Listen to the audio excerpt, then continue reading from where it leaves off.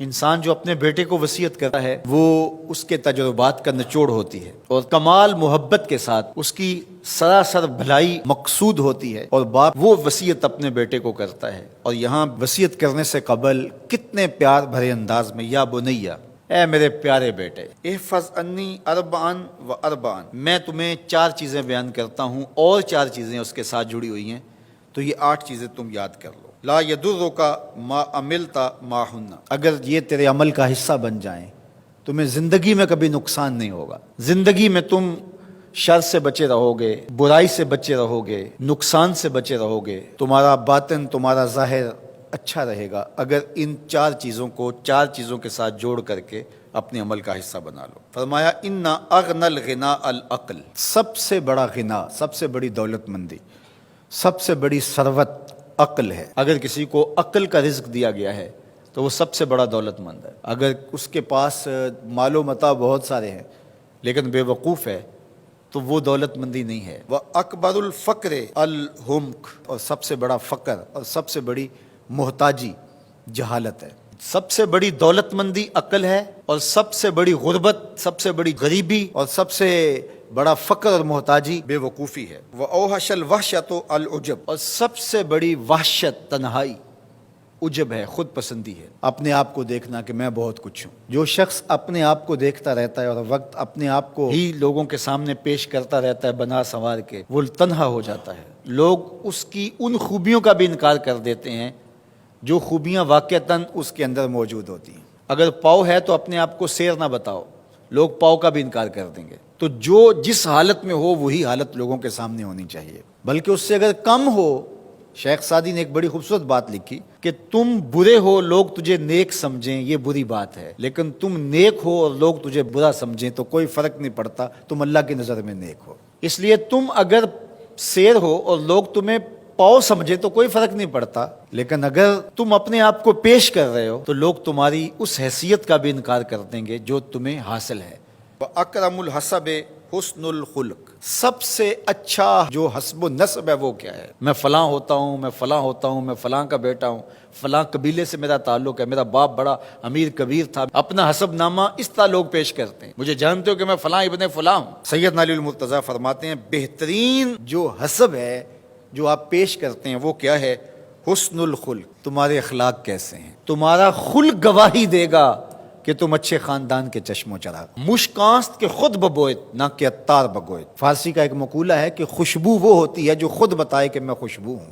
خوشبو بیچنے والا بتاتا پھرے ذرا سونگ کے دیکھیے یہ بڑی اچھی خوشبو ہے، ذرا سونگیے، کہا یہ بتانے کی ضرورت نہیں۔ حضرت علی المرتضیٰ فرماتے ہیں تمہارے خلق کی خوشبو سے لوگ سمجھ جائیں گے یہ کون ہے، تمہارے اخلاق اتنے اچھے ہوں کہ لوگ پہچان جائیں تم کون ہے۔ تو بہترین حسب و نسب کیا ہے؟ اپنے بیٹے حضرت امام حسن رضی اللہ تعالیٰ عنہ کو بتا رہے ہیں، مجھے بتائیے امام حسن سے بہتر نسب اور حسب کس کا ہو سکتا ہے؟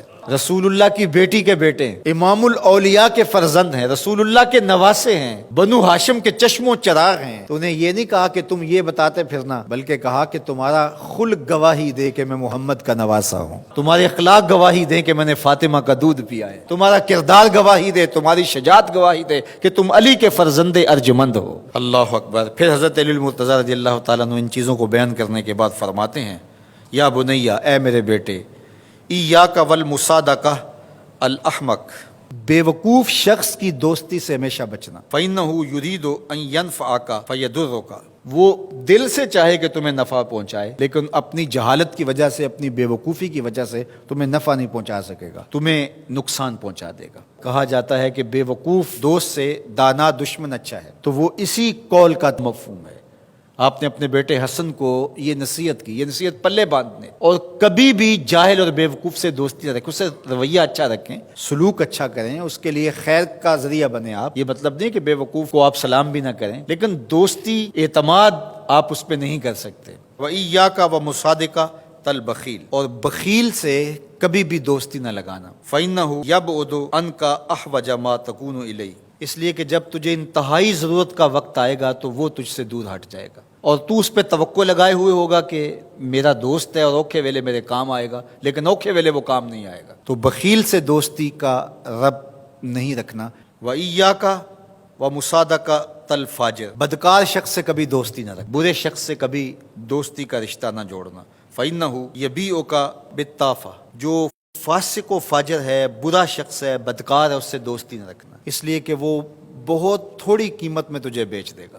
اور آخری بات، وَإِيَّاكَ وَمُصَادَقَةَ الْكَذَّابِ، جھوٹے آدمیوں سے کبھی دوست نہیں رکھنا۔ فَإِنَّهُ كَالسَّرَابِ يُقَرِّبُ عَلَيْكَ الْبَعِيدَ وَيُبْعِدُ عَلَيْكَ الْقَرِيبَ، وہ بعید کو تجھے قریب دکھائے گا، قریب کو تجھے بعید دکھائے گا۔ جو چیز قریب ہوتی ہے، جو سراب ہوتا ہے تو دور سے پانی دکھائی دیتا ہے، لیکن جب قریب جا کے دیکھتے ہیں تو سراب ہوتا ہے، پانی نہیں ہوتا۔ تو کہا وہ بھی سراب کی طرح ہوتا ہے، کذاب، جھوٹ بولنے والا، جو تجھے وہ نقشہ کھینچے گا جو ہوگا نہیں، تجھے وہ چیزیں بتائے گا جو نفس العمل میں نہیں ہوں گی، اور تو ایک مغالطے میں مارا جائے گا۔ یہ ہے حضرت سیدنا علی المرتضیٰ رضی اللہ تعالی عنہ کے وہ اقوال نور، جن کی گہرائی، گیرائی اور حکمت سے بھرے ہوئے یہ کلمات سے پھوٹتے ہوئے اجالے ہماری زندگی کو ایک اسلوب دیتے ہیں۔